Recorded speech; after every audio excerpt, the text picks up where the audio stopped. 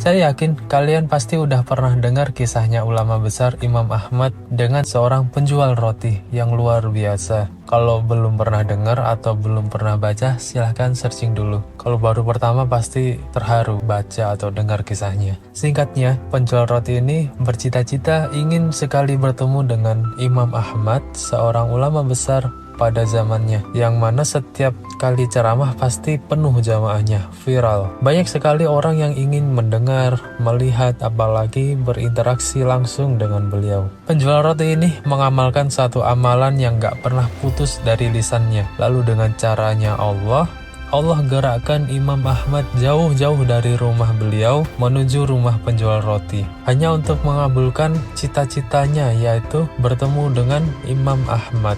Penjual roti ini mengamalkan satu amalan sederhana dan istiqomah, yaitu istighfar di segala aktivitasnya. Pada video ini, saya akan sedikit sharing tentang ilmu yang saya pahami tentang keutamaan dan janji Allah kepada orang yang beristighfar, yang semoga menjadi amalan utama kita untuk menemani aktivitas-aktivitas kita. Assalamualaikum warahmatullahi wabarakatuh. Ada satu tips penting dari Ustadz Khalid Basalamah. Kalau kita ingin ngerjain satu amalan dan ingin merutinkan, ingin agar bisa istiqomah, maka cara memotivasinya adalah dengan membaca janji-janji Allah terhadap orang yang melakukan amalan tersebut. Misal ingin tahajud, maka cari tahu janji Allah kepada orang yang tahajud. Ingin rutin sedekah, cari tahu janji Allah terhadap orang yang bersedekah. Begitu pula istighfar, cari tahu janji Allah terhadap orang yang beristighfar. Dan ternyata kalau kita searching atau dengar kajian tentang keutamaan istighfar dan apa saja yang akan diperoleh terhadap orang yang mengamalkan istighfar,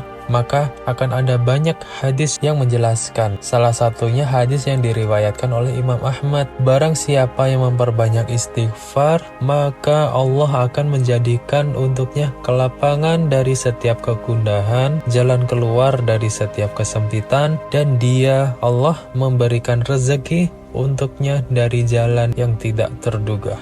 Ternyata untuk menyelesaikan masalah-masalah hidup bukan pontang-panting sana kemari, tapi dimulai dengan istighfar.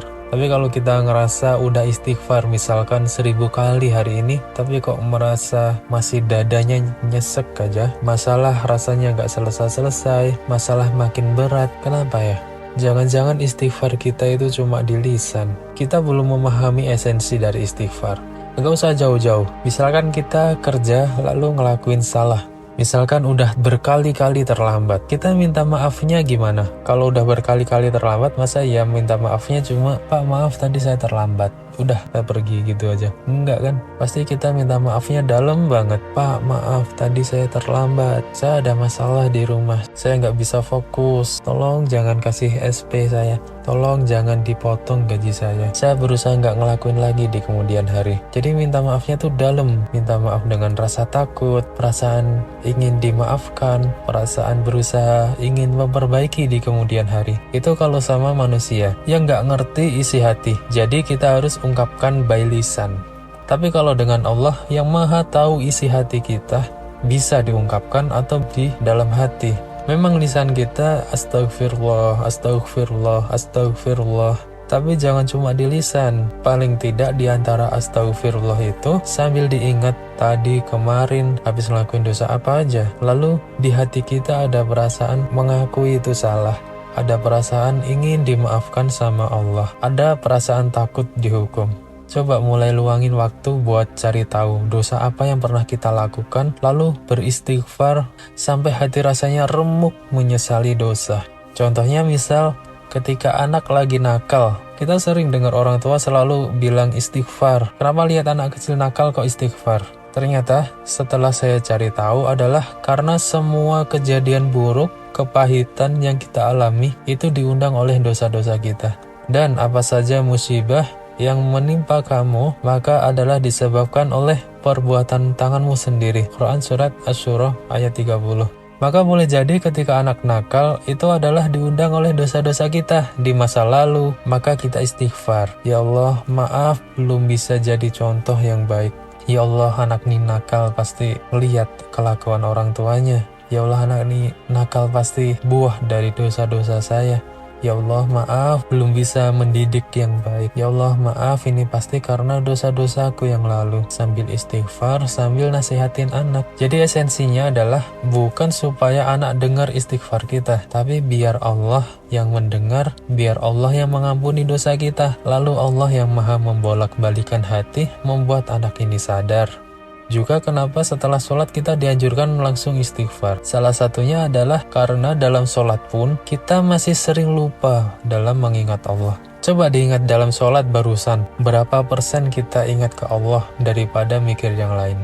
Jadi semua persoalan hidup kita diibaratkan seperti segitiga. Di bawah kiri adalah kita, di bawah kanan masalah kita, dan di atas adalah Allah. Ketika ada masalah, jangan langsung menyelesaikan masalahnya, tapi kita minta ampun dulu ke Allah, istighfar, curhat, minta petunjuk, baru kita berikhtiar menyelesaikan masalahnya. Itu pun niatnya ikhtiar adalah memenuhi perintah Allah. Apa memenuhi perintah Allah?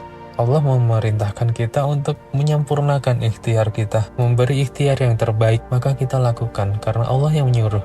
Maka sudah pasti dan Allah sudah berjanji Allah akan menolong kita. Allah itu menolong kita ada step-stepnya, ada langkah-langkahnya, nggak langsung tiba-tiba masalah itu selesai. Walaupun Allah sangat bisa, walaupun Allah sangat mampu menyelesaikan masalah tanpa perantara, tanpa ada langkah-langkah sebelumnya, tetapi Allah menolong seseorang itu bertahap, pasti ada hikmahnya. Salah satu tanda Allah akan menolong kita, langkah pertama Allah adalah dilapangkan hatinya. Kenapa kok yang pertama adalah dilapangkan hatinya? Sama seperti saat kejadian Perang Badar, salah satu perang paling bersejarah. Kaum muslim dengan jumlah sedikit memakai senjata dan perlindungan apa adanya melawan ribuan musuh kaum Quraisy bersenjata lengkap, berperisai lengkap. Kaum muslimin tentu ada perasaan takut, lalu berdoa meminta pertolongan Allah. Dan pertolongan pertama kali dari Allah adalah bukan langsung menghabisi kaum Quraisy, melainkan pada malam hari sebelum terjadinya perang, Allah turun hujan yang sangat lembut hanya di area kaum muslimin. Hujan ringan seperti gerimis, tetapi tidak membuat basah, yang mana dengan hujan itu membuat sebagian besar kaum muslimin ngantuk dan tertidur. Dan dengan tidur itulah cara Allah menenangkan hati kaum muslimin. Masalah itu ibarat gajah yang besar. Bila gajah itu ada di dalam rumah kita, apa yang kita rasakan? Terasa sempit, sesak, bikin stres. Tapi gimana kalau gajah itu di lapangan yang luas? Pasti lega, padahal gajahnya sama. Tapi karena tempatnya lapang, jadi terasa kecil gajahnya. Sama, hati kalau dibuat sempit oleh Allah, masalah kecil udah bikin sesak dada. Masalah kecil terasa besar. Tapi kalau Allah melapangkan hati kita, maka masalah sebesar apapun jadi terasa kecil. Kenapa? Karena yakin sebesar-besarnya masalah masih ada Allah yang maha besar. Yakin ada Allah yang akan membimbing menyelesaikan masalah kita. Itulah kenapa doa Nabi Musa ketika akan menghadapi Fir'aun yang diminta pertama adalah Rabbis rohli sodari. Ya Rabb, lapangkan hatiku. Baru sesudah meminta hatinya lapang, wa yassirli amri. Mudahkan urusanku. Karena jika hati sudah lapang, maka sunatullahnya urusan akan mudah. Dengan izin Allah, kita akan mudah mencari celah jalan keluar untuk setiap masalah. Dan salah satu cara agar Allah melapangkan hati kita adalah dengan istighfar. Jika kalian punya pendapat lain, silahkan tulis di kolom komentar. Insya Allah di masa mendatang saya akan share ilmu bermanfaat lainnya. Agar tak ketinggalan update, silahkan klik tombol subscribe dan nyalakan notifnya. Dan saya masih punya 2 video bermanfaat lainnya. Silahkan klik video sebelah kanan atau di sebelah kiri. Wallahu a'lam. Sampai jumpa di video selanjutnya. Wassalamualaikum warahmatullahi wabarakatuh.